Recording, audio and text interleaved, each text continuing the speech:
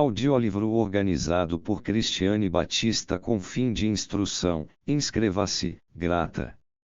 Alguns sonhos de Descartes, uma carta a Maxime Leroy, 1929. Sigmund Freud. A presente tradução inglesa é versão modificada da publicada em 1950. O primeiro rascunho deste artigo parece ter sido escrito por volta do fim de fevereiro de 1931, mas só foi terminado no verão desse ano. Jones, 1957, 176.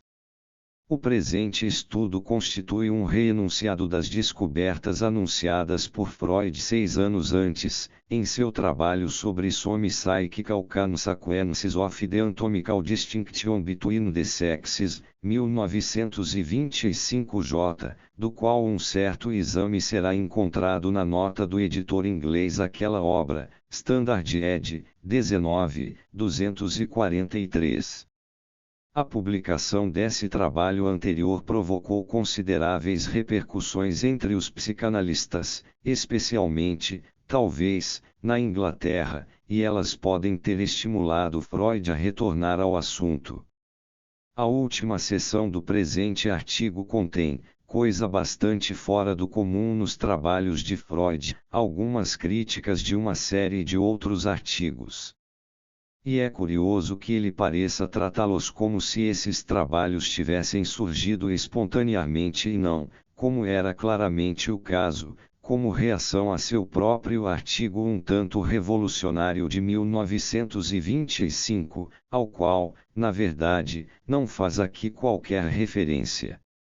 Existem, contudo, um ou dois aspectos sob os quais esta obra amplia sua predecessora.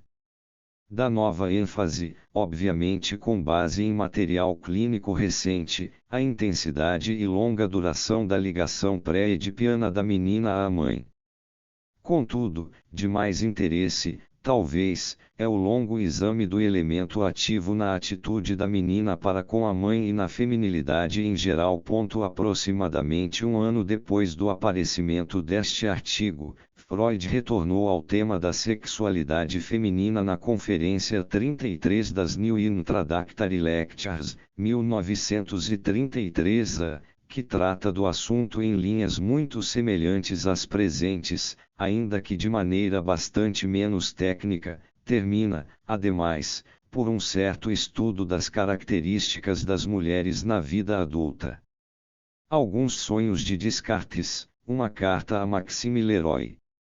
Ao considerar sua carta, em que me pede para examinar alguns sonhos de Descartes, o que primeiro senti foi uma impressão de desalento, pois trabalhar com sonhos sem poder obter da própria pessoa que sonhou quaisquer indicações sobre as relações passíveis de vinculá-los uns aos outros ou ligá-los ao mundo externo, e esse é claramente o caso quando se trata dos sonhos de uma figura histórica, via de regra proporciona apenas um resultado pobre. No caso, minha tarefa mostrou ser mais fácil do que tinha previsto, não obstante, o fruto de minhas investigações sem dúvida lhe parecerá muito menos importante do que teria o direito de esperar. Os sonhos de nosso filósofo são aquilo que é conhecido como sonhos vindos de cima, Traum von oben, o que equivale a dizer que constituem formulações de ideias que poderiam ter sido criadas tão bem num estado de vigília quanto durante o estado de sono, e que apenas em certas partes derivarão seu conteúdo de estados mentais de nível comparativamente profundo. Por isso, esses sonhos, na maioria, oferecem um conteúdo que tem forma abstrata, poética ou simbólica. A análise de sonhos desse tipo geralmente nos conduz à seguinte posição: não podemos compreender o sonho, mas aquele que sonhou, ou o paciente, pode traduzi-lo imediatamente e sem dificuldade, dado que o conteúdo do sonho se aproxima muito de seus pensamentos conscientes. Restam então certas partes do sonho sobre as quais aquele que sonhou não sabe o que dizer, e precisamente essas partes pertencem ao inconsciente, sendo, sob muitos aspectos, as mais interessantes. Nos casos mais favoráveis, explicamos essa parte inconsciente com a ajuda das ideias que aquele que sonhou lhe acrescentou. Essa maneira de julgar os sonhos vindo de cima, e essa expressão deve ser entendida em sentido psicológico, não em sentido místico, é a que deve ser seguida no caso dos sonhos de Descartes.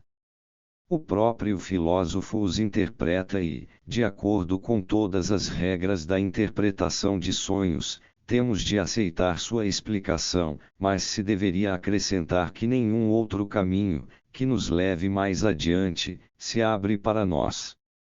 Em confirmação da explicação dele, podemos dizer que os obstáculos que o impediram de se movimentar livremente nos são perfeitamente bem conhecidos, constituem a representação, por parte do sonho, de um conflito interno.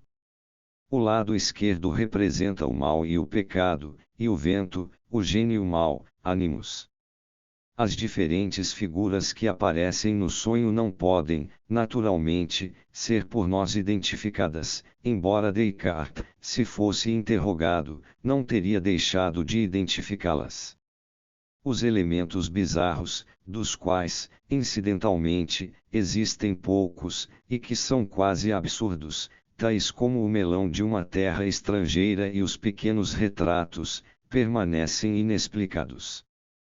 Quanto ao melão, aquele que sonhou teve a ideia, original, de ver nele os encantos da solidão, mas apresentados por incentivos puramente humanos. Isso de certo não é correto, mas poderia fornecer uma associação de ideias que conduzisse a uma explicação correta. Se se correlacionar com seu estado de pecado, a associação poderia representar um quadro sexual que ocupasse a imaginação do jovem solitário. Sobre a questão dos retratos, Descartes não lança luz alguma.